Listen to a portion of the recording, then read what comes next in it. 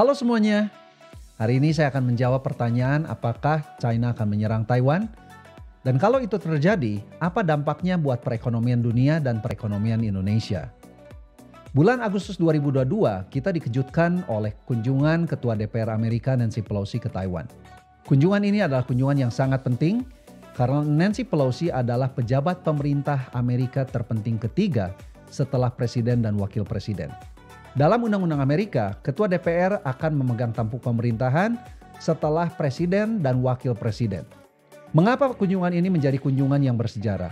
Ini karena dalam 25 tahun terakhir belum pernah ada pejabat penting pemerintah Amerika yang berkunjung ke Taiwan. Setelah Newt Gingrich berkunjung ke Taiwan tahun 1997. Kunjungan Nancy Pelosi ini mengundang reaksi begitu keras dari pihak China.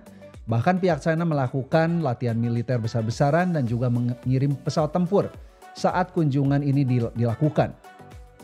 Dalam kunjungannya ke Taiwan, Nancy Pelosi mengirimkan pesan yang begitu jelas kepada pihak China untuk tidak melakukan invasi militer ke Taiwan. Saat kunjungan itu dilakukan, banyak orang yang bertanya-tanya mengenai motivasi dan juga timing dari kunjungan Nancy Pelosi ke Taiwan ini.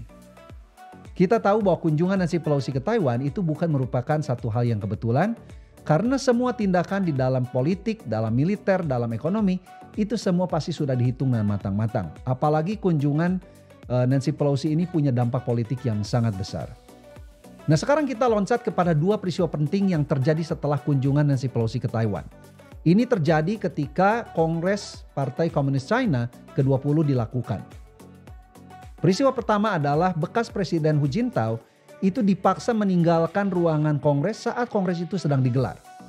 Ini sesuatu hal yang sangat tidak lazim karena saving face atau menyelamatkan muka di dalam Chinese culture adalah sesuatu yang sangat sakral.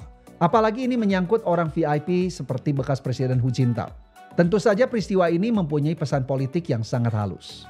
Peristiwa penting kedua yang terjadi adalah Presiden Xi Jinping membuka peluang untuk dia dipilih menjadi presiden untuk ketiga kalinya di bulan Maret 2023. Dan dia juga mengangkat orang-orang yang loyal kepadanya yang akan memuluskan semua keputusan politik, militer, dan ekonomi yang akan diambil oleh Presiden Xi.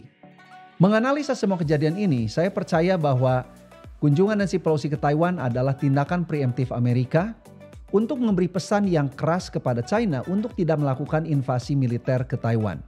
Ini sejalan dengan laporan intelijen Amerika yang mengatakan bahwa China mungkin melakukan invasi militer ke Taiwan tahun 2027 dan ini mungkin dipercepat ke tahun 2024. Nah, apa yang terjadi kalau China melakukan invasi militer ke Taiwan?